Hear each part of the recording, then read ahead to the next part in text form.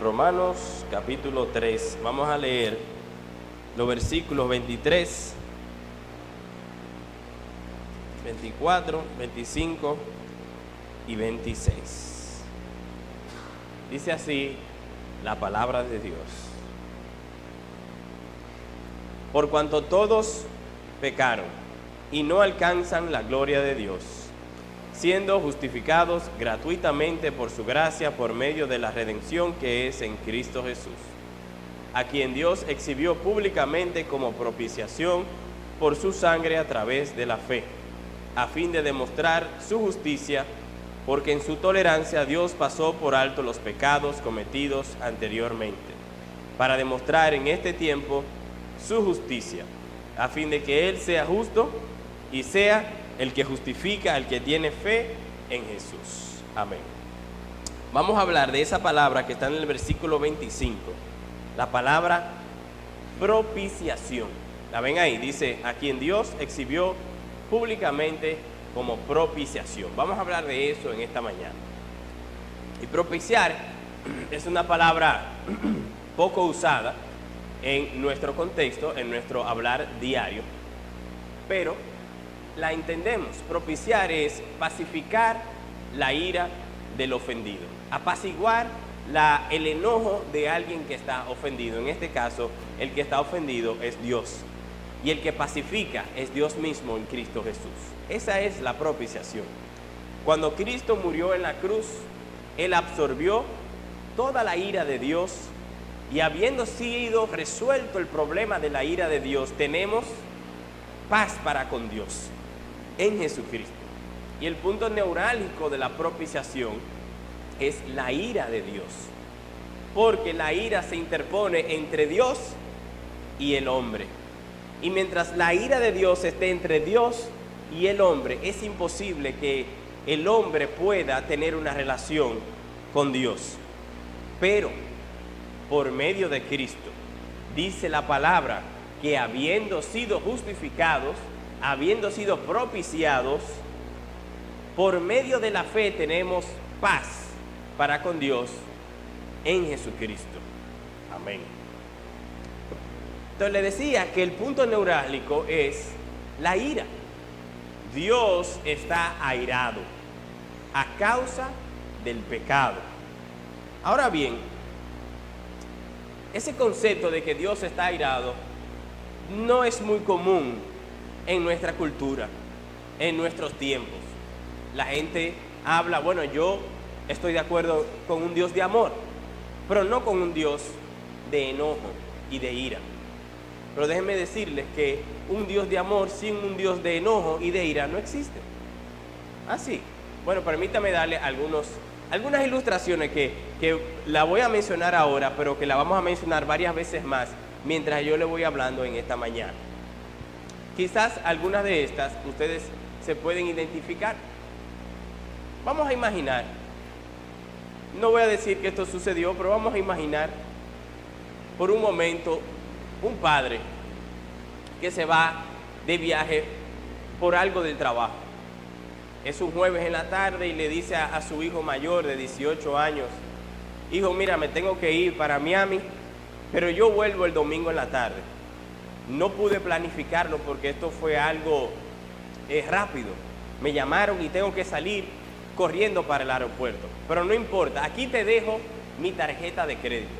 Pero escucha bien, si se presenta una emergencia, tú usas la tarjeta de crédito. Si no, ya en la casa hay comida, tú te quedas en la casa tranquila y nos vemos el domingo. El jueves, en la noche, no pasa nada. Pero hablando con sus amigos, él le dice, tú sabes que mi papá se fue de viaje. Ah, sí, y me dejó su tarjeta de crédito, pero para emergencias. Nada pasa esa noche. Al día siguiente, él y los amigos se quedan pensando, pero ¿qué sería una emergencia? Y resulta que el viernes en la noche se aparece uno de sus amigos y le dice, mira, yo necesito que salgamos esta noche. Yo tengo una emergencia. Y se pasan el fin de semana y van a hoteles, y van a restaurantes, y van al casino, y cogen y llenan la tarjeta de crédito del papá. y explota la tarjeta de crédito. Yo sé que eso es un lenguaje figurado, pero la usaron hasta que ya no pasaba más. Bueno, llega el domingo en la tarde y el papá llega, todo bien, saluda al hijo, ¿no? ¿Cuánto? Mira, y devuélveme la tarjeta. ¿Se te presentó alguna emergencia? Dice, sí, pero solo algunas. Y le devuelve su tarjeta de crédito.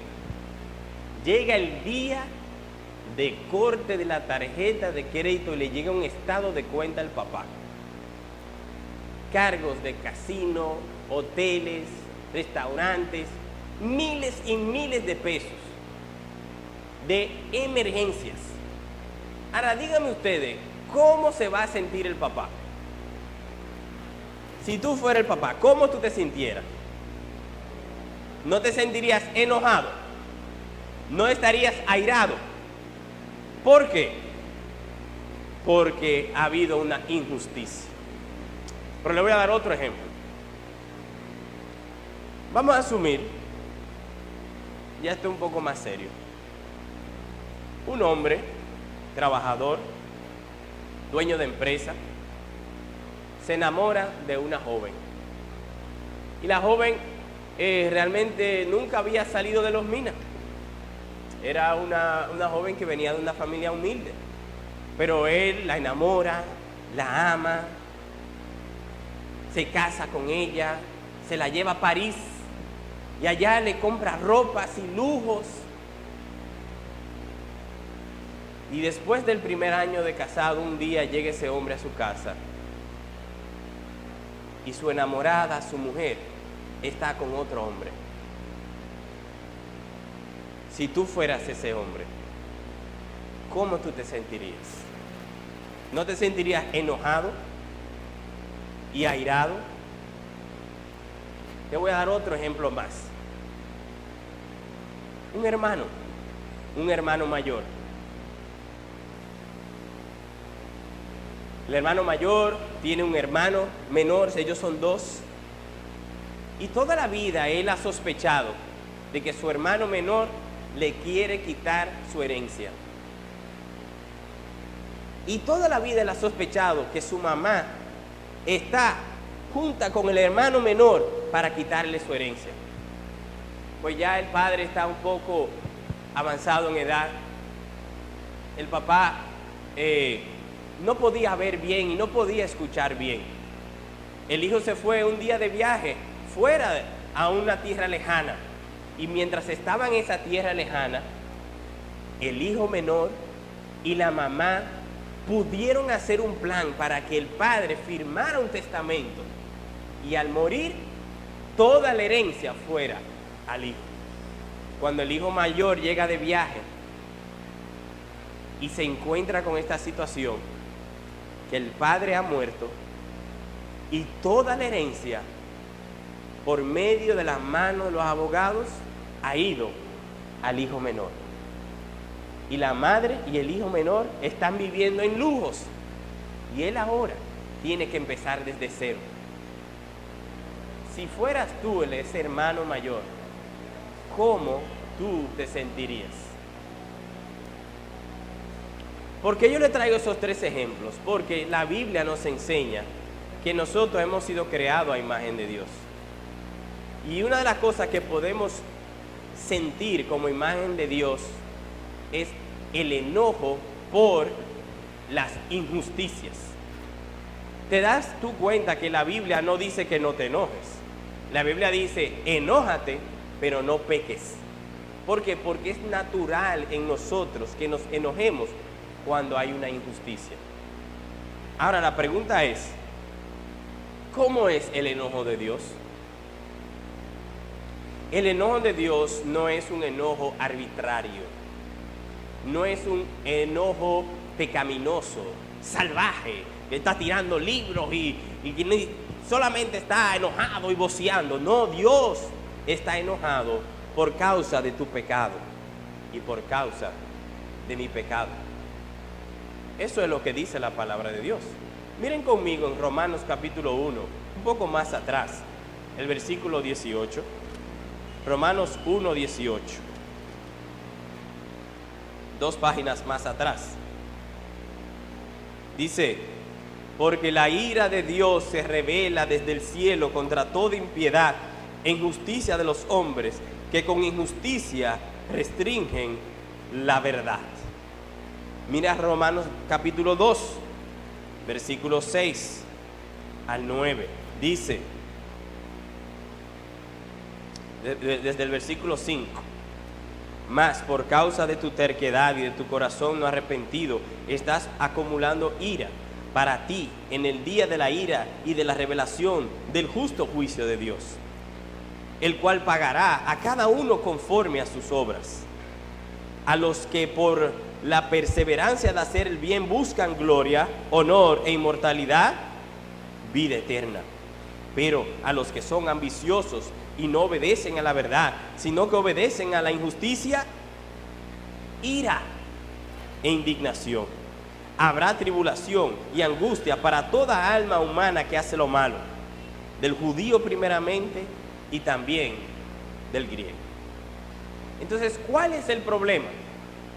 El problema es la ira de Dios. La ira de Dios se interpone entre Dios y el hombre. ¿Por qué? Por causa de las injusticias. Y así como tú y yo nos enojamos con una pequeña injusticia, Dios, que es santo, perfectamente bueno y justo, está airado contra el pecador. Pero esa ira fue la que Cristo absorbió en la cruz cuando vino a ser nuestra propiciación. Esa verdad de la propiciación no solamente lo enseña Romanos. La realidad es que desde que entró el pecado en el mundo, tanto en el Viejo como en el Nuevo Testamento, se habla de la ira de Dios. Pero más importante, se habla de la propiciación de la ira de Dios. El Nuevo Testamento lo enseña con principios, argumentos, pero el Viejo Testamento lo ilustra con historias. Yo quiero que vayamos a una de esas historias para que la vean conmigo. Vamos a Números, capítulo 16.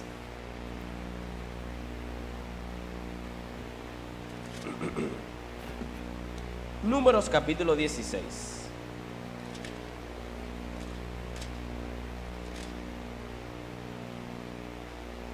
Voy a leer desde el versículo 41 al 50.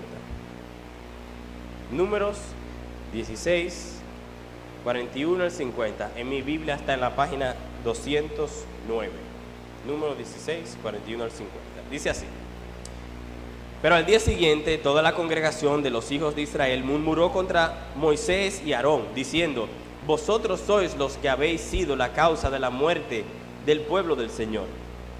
Sucedió, sin embargo, que cuando la congregación se había juntado contra Moisés y Aarón, se volvieron hacia la tienda de reunión, y he aquí la nube la cubría, y la gloria del Señor apareció. Y Moisés y Aarón fueron al frente de la tienda de reunión, y el Señor habló a Moisés diciendo: apartaos de en medio de esta congregación, para que yo destruya en un instante. Entonces ellos cayeron sobre sus rostros. Y Moisés le dijo a Aarón: toma tu incensario y pon en el fuego del altar, y echa incienso en él. Tráelo entonces pronto a la congregación y haz expiación por ellos, porque la ira ha salido de parte del Señor, la plaga ha comenzado. Aarón lo tomó como Moisés le había dicho y corrió hacia el medio de la asamblea, pues he aquí que la plaga ya había comenzado entre el pueblo. Y echó el incienso e hizo expiación por el pueblo. Y se colocó entre los muertos y los vivos, y la plaga se detuvo. Y los que murieron a causa de la plaga fueron 14,700, sin contar los que murieron por causa de Coré.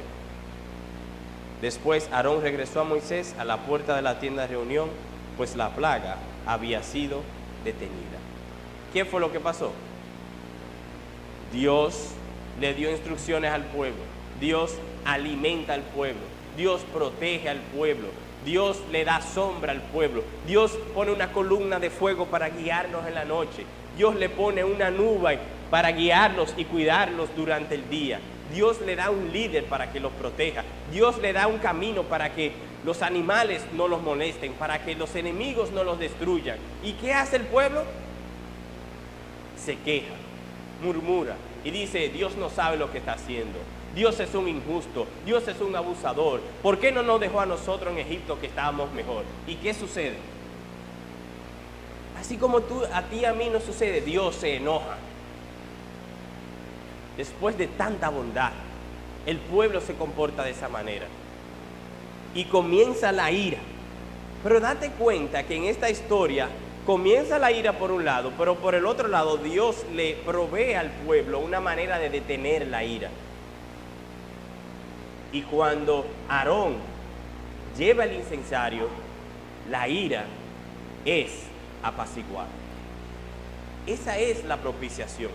Y esa propiciación está explícitamente presentada en el Nuevo Testamento y está ilustrada en el Viejo Testamento. Y así hay muchas otras ilustraciones, porque el pueblo sabía de que por causa de sus pecados la ira de Dios vendría sobre ellos, pero que si ellos confiaban, que si ellos creían en el Mesías que habría de venir, el Mesías iba a pagar por los pecados y la ira de Dios iba a ser apaciguada. Ahora yo le voy a pedir de nuevo que vayamos a Romanos 3. Vamos a ir allá de nuevo. Romanos capítulo 3. Yo quiero volver a ese primer versículo que leímos. Hemos dicho que la ira de Dios se ha revelado por causa de nuestro pecado, por causa de tu pecado, por causa del mío. Pero aunque por un lado se ha revelado la ira de Dios, por el otro lado se ha revelado la propiciación de Dios. Vamos a ver lo que dice. Dice, voy a leer el versículo 24, 25 y 26. Dice, desde el 23, lo mismo que leímos al principio. Por cuanto todos pecaron. ¿Quiénes pecaron? Todos. Y no alcanzaron la gloria de Dios, siendo justificados gratuitamente por su gracia por medio de la redención que es en Cristo Jesús, a quien Dios exhibió públicamente como propiciación.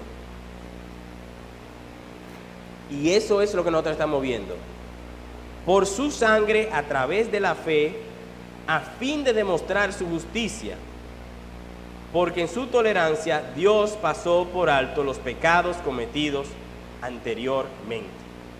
Entonces ahí vemos dos cosas, ¿ok? Dos cosas: el propósito de la propiciación y la razón de la propiciación.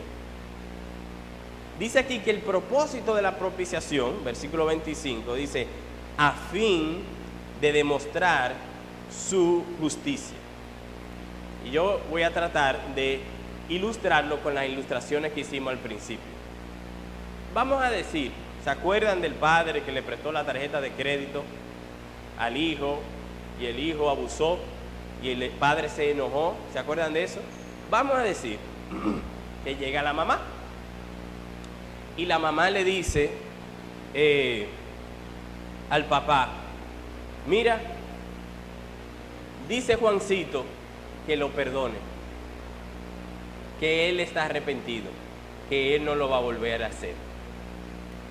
Pregunta: ¿ustedes creen que la ira del papá se va a desaparecer porque la mamá le dijo eso? No. ¿Qué le va a decir el papá? Le va a decir: no, yo sé que él no lo va a volver a hacer, yo me voy a garantizar que eso no va a volver a suceder aquí. Pero a mí hay que buscarme el asunto porque hay que pagar la tarjeta de crédito. ¿Tú lo vas a buscar el dinero? ¿Quién es que va a buscar los 200,000 pesos para pagar la tarjeta de crédito? Y tú sabes que el banco ahora no nos va a seguir prestando porque mi crédito está dañado, porque yo no la puedo pagar. Veamos otra de las ilustraciones. ¿Qué pasa? Si el primo, ¿se acuerdan de la mujer que el hombre rico encontró y que se la llevó a París. ¿Se acuerdan de esa mujer? Y que luego el hombre la encontró en su propia casa con otro hombre. ¿Se acuerdan de esa ilustración? Vamos a decir ahora que un primo de la joven viene donde este hombre y le dice, mira que dice fulanita que la perdone, que ella no lo vuelve a hacer. ¿Crees tú que eso es suficiente para que simplemente se le quite el enojo a ese hombre? No. O vamos a decir el ejemplo del hermano mayor, ¿se acuerdan? Que le hablaba un hermano mayor y que había un testamento, ¿se acuerdan de eso? Vamos a decir ahora que venga uno de los tíos y le diga al hermano mayor, no, mira, que dice tu mamá y dice tu hermano que lo perdone, que ellos no lo vuelven a hacer eso. ¿Qué va a decir el hermano mayor? El hermano mayor va a decir, pero yo sé que no lo van a volver a hacer porque papi no se puede morir 2 veces. Que me devuelvan el dinero que me tocaba a mí, ¿verdad? Entonces, un simple perdón no es suficiente. Y eso es exactamente lo que Dios está diciendo aquí. Dios quería demostrar su justicia. No es suficiente que Dios simplemente diga, te perdono.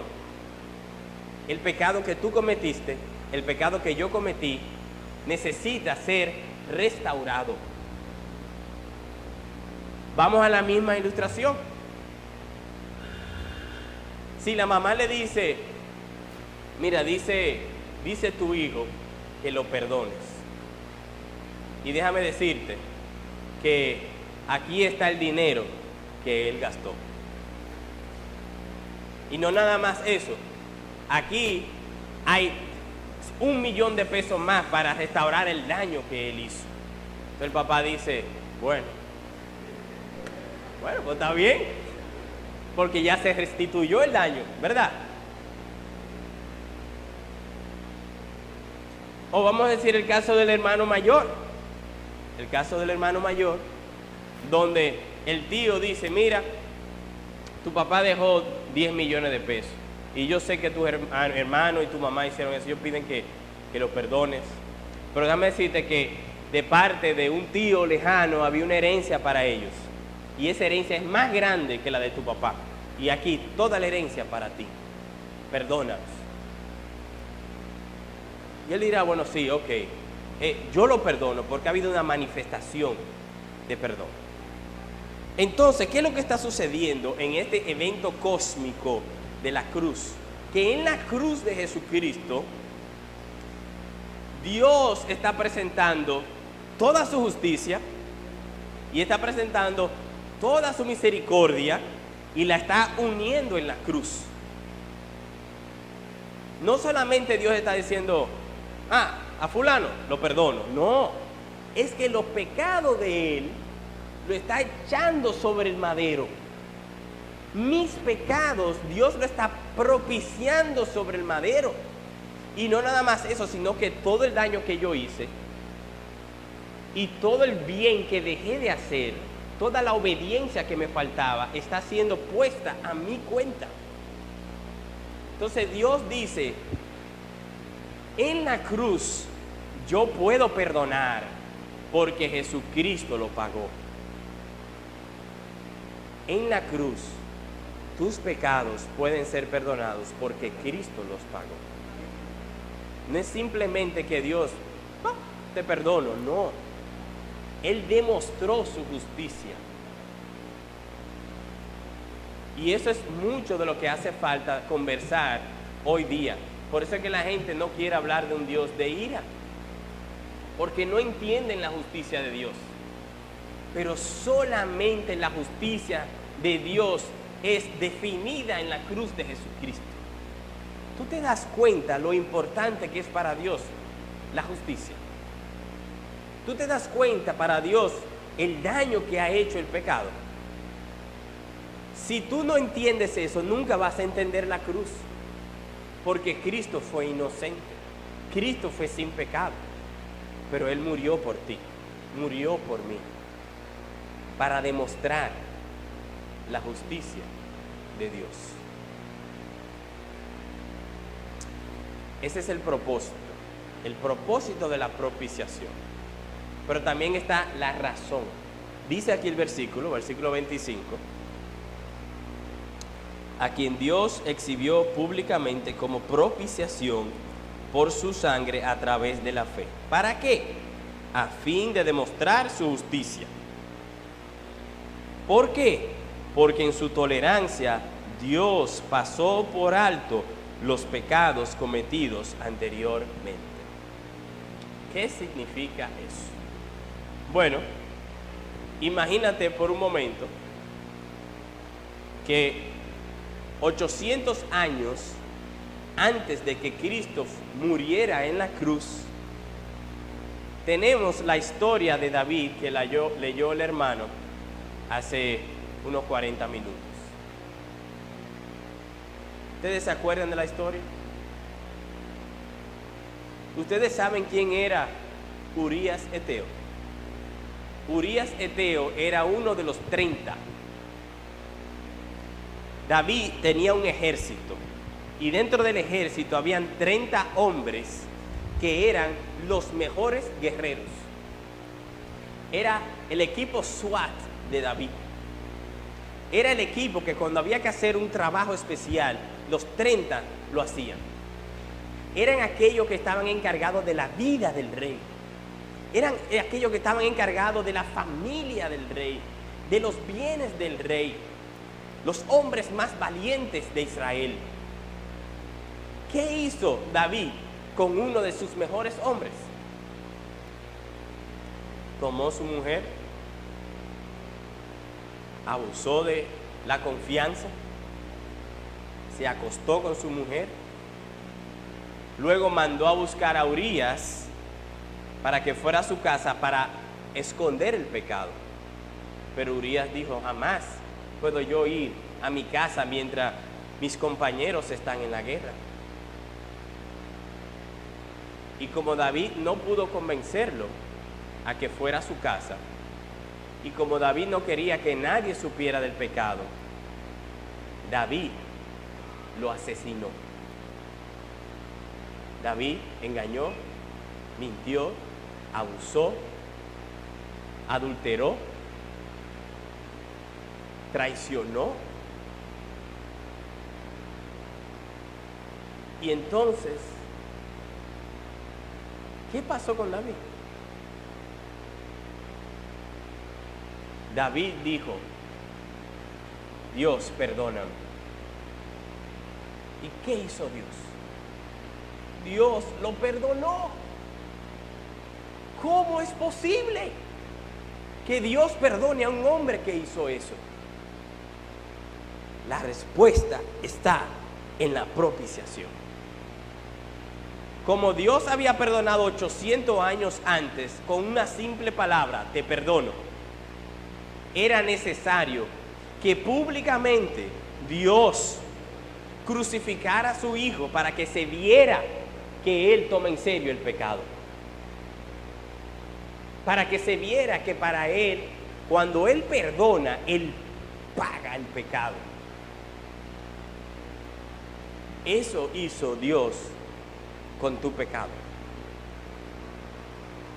Eso hizo Dios con mi pecado. ¿Por qué la propiciación? Por causa de haber pasado los pecados del pasado. ¿Y para qué? Para demostrar su justicia. Ahora bien, por eso fue que Él hizo una propiciación pública. Porque si Dios simplemente mataba a su Hijo, pero no era público, se quedaba como en duda si realmente Dios había pagado lo que Él había perdonado. Tú te das cuenta que cuando todo el pecado que tú has cometido fue que llevó a Cristo a la cruz. Y es de eso que se trata la propiciación. La ira está entre tú y Dios. Pero ahora Cristo viene y absorbe toda la ira de Dios para que tú y yo tengamos perdón. ¿Ustedes entienden eso? Ustedes entienden la gravedad, la seriedad de la cruz de Jesucristo. Por el pecado que tú y yo cometemos. Es de eso que se trata la propiciación. Ahora, qué bueno es que la justicia de Dios no es como la justicia de nosotros. ¿Qué hacemos nosotros cuando pecan contra nosotros? ¿Qué hacemos nosotros cuando hay una injusticia? ¿Qué hacemos nosotros cuando hay un asesinato? Por más que diga el asesino que él no lo va a volver a hacer, nosotros solamente condenamos. Pero la justicia de Dios va más allá. Si esta es la justicia del hombre que nada más condena, la justicia de Dios está más allá porque Él perdona condenando a Jesucristo. Ustedes se dan cuenta de la gloria que hay detrás de la propiciación.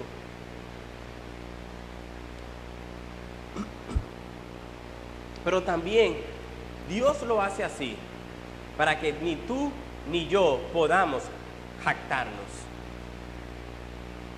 Ustedes se dan cuenta, después de haber escuchado esta palabra, yo no encuentro otra palabra, lo estúpido que es pensar que uno puede agradar a Dios con buenas obras, que uno se puede ganar el cielo con buenas obras. Es como que el hijo que se llevó la tarjeta de crédito simplemente piensa que puede pagar la tarjeta de crédito porque el lunes empezó con un trabajo, pero fueron millones que él gastó. Así es aquel que piensa jactarse con las buenas obras delante de Dios, pero Dios lo ha hecho de una manera que nadie se puede jactar. Solamente podemos darle la gloria a Dios, pero yo no puedo coger la gloria, tú no puedes coger la gloria, porque tus obras nunca serán buenas suficientes para que puedan alcanzar la justicia de Dios. Y eso tú lo sabes, y eso lo dice la palabra de Dios. Solo Cristo.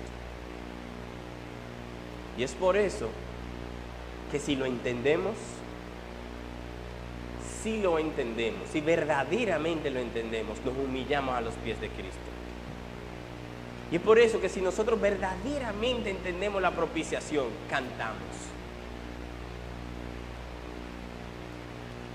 Yo no sé si a ustedes les ha pasado alguna vez preguntarse que por qué los cristianos cantan. Los cristianos cantamos porque entendemos la propiciación. No es para cumplir, no es para hacer un favor al pastor, no es para que se oiga bonito, no es para que haya armonía, no es porque, oye, qué bien, porque imagínate, una vida de iglesia es una vida que vale la pena, aunque Dios no sea verdad. No. El cristiano canta porque su alma está llena de la gracia, de la verdad, de la propiciación. Y cuando uno entiende eso, el cántico sale solo. Si me trancan, yo canto. Si me mandan callar, yo canto, porque esto sale de mí, yo no tengo otra cosa que hacer. Si creo en la propiciación. Ahora también déjeme decirle que cuando la gente confía en la cruz, la gente cambia. La gente cambia. Quiero darle una ilustración de una película que vi ayer. Es una película donde trancan, hay un tren que le da vuelta al mundo. Todo el mundo, el mundo entero ha venido una segunda era de hielo. Todo el mundo se muere excepto los que están en el tren. Y el tren se la pasa dándole vuelta al mundo. Y en el tren hay todo tipo de personas. Así como la sociedad, hay ricos, hay ingenieros, hay doctores, todo en este tren. ¿Quiénes de ustedes creen que están al final del tren? Los pobres. En los vagones de adelante se aseguraron que en un solo vagón no podía haber más de 20 personas, porque si metían más de 20 personas no cabían. En los vagones de atrás, en los últimos 3 vagones de atrás, metieron 1000 personas en cada vagón. Pasan las semanas, se acaba la comida. ¿Y qué ustedes creen que pasa? Comienzan los pobres a comerse los más débiles. Cuando se acaban los débiles, se comen los niños. Y una mujer da luz a su hijo y se esconde con su hijo. Y ella dura 1, 2, 3 días escondido y nadie la encuentra. Pero ellos saben que ella está porque no la han visto. Están en vagones de tren, no hay muchos lugares donde tú te puedes esconder. Al tercer día encuentran a la mujer. Y un hombre toma su cuchillo y la mata. Después que la mata, ella suelta el bebé y viene un anciano. El anciano toma el bebé en sus brazos y toma el cuchillo. Y todos piensan que van a matar al bebé, que él va a matar al bebé para que se lo coma. ¿Usted sabe lo que hizo el hombre? El hombre se cortó el brazo y cogió el brazo y dijo, cómanse el brazo. Cuando los demás vieron ese acto, todos tenían cuchillos en las manos y lo soltaron. Nadie se comió al bebé. De repente, en ese mundo de pobreza, de maldad, si hacía falta comer, la gente se cortaba el brazo para que no tuvieran que matar a uno de los niños, a uno de los débiles. Cambió la gente. Cuando vieron el sacrificio, cuando entendieron el sacrificio, cambió. Y de ahí, en la película, sale el Salvador que luego libera a toda la gente del tren. La película no es evangélica. ¿Ok? El punto de la película, que es lo que estamos viendo ahora, es que cuando la gente confía en el sacrificio, la gente cambia. Cuando tú confías en el sacrificio de Jesucristo, ya tú no vives para ti. Ya tú estás dispuesto a dar un brazo por amor al reino de Cristo, por lo que Cristo hizo por ti. Y me parece una buena ilustración para que nosotros nos preguntemos, ¿por qué yo estoy cambiando? ¿Estoy cambiando por Cristo o estoy cambiando para complacer a mis padres, complacer a mi profesor, complacer a mis amigos, complacer al pastor, complacer a lo que la gente espera de mí? ¿O es que mis actos y mis obras son un resultado de la sobreabundante gloria del sacrificio de Cristo en mi corazón? Cuando la gente confía en Cristo y en el sacrificio, la gente cambia.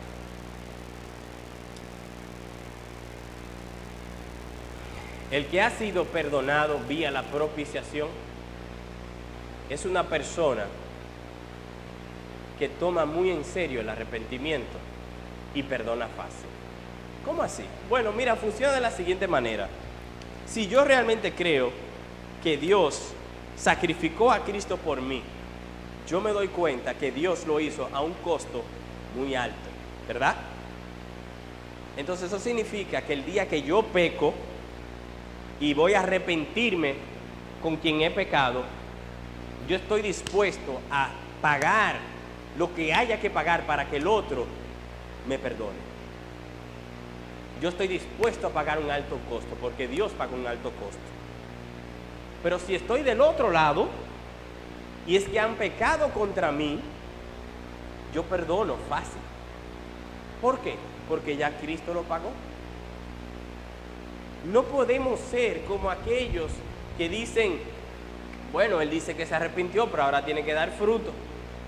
Vamos a ver, si él da fruto, yo lo perdono. No, ese no es el corazón de un cristiano. Ese no es el corazón de uno que conoce la propiciación. Yo recuerdo, y lo digo con vergüenza, pero creo que es un buen ejemplo, teniendo 16, 17 años, y yo enorgullecido, porque decía, si algún día yo me caso y mi mujer es infiel, yo jamás la perdono. Digan ustedes, ¿eso es de Cristo? ¿Eso va conforme a la propiciación? No. Ese es un pensamiento diabólico. Ahora bien, la iglesia que conoce la propiciación acepta a los pecadores sin acepción de personas. Sea prostituta, sea político, sea empresario. ¿Qué es lo que dice Santiago? Santiago habla de una iglesia donde llegaba el rico y lo sentaban adelante y le quitaban el asiento al pobre y lo mandaban atrás. El que conoce la propiciación no hace eso. Seas de buen ejemplo o de mal ejemplo, en la iglesia de Cristo hay un asiento para ti. Sea que cometiste un error, o 2 errores, o 3 errores, o estabas en droga, o estabas jugando la fornicación, o estás hundido en pornografía, o has engañado, o has mentido, o has robado, o has matado, o te has burlado de Dios, o has maldecido a Dios. En la iglesia de Cristo hay un lugar para ti, si verdaderamente es la iglesia de Cristo. ¿Ustedes creen que es aceptable delante de los ojos de Dios que porque una mujer sea divorciada no se le permite que participe en la Santa Cena? No. Que porque un hermano haya caído en pecado, porque engañó, porque robó, porque mintió, que ahora tiene que sentarse en la parte de atrás de la iglesia. La iglesia que entiende la propiciación, que la conoce, no hace excepción de personas con los pecadores. Y por último, la propiciación, si la entendemos, nos absorbe. Así como una esponja absorbe el agua, cuando entendemos la propiciación, eso nos absorbe a vivir consagrados para Dios, dedicados para Él, santificados para Cristo, apartados del pecado, alejados de la lascivia y dedicados a Él desde que abro los ojos en la mañana hasta el momento que me acuesto. Los eventos de la propiciación muestran lo dios-céntrico que es la salvación de los pecadores. Porque no teniendo Dios juez, el único juez de Dios era su propio amor. No teniendo Dios más juez que el amor de su propia gloria, Él derramó sobre la cruz hasta una completa satisfacción de toda la ira y los pecados que habían sido cometidos. Y como resultado, tú y yo somos beneficiados. Habiendo sido justificados, tenemos paz para con Dios por medio de Jesucristo.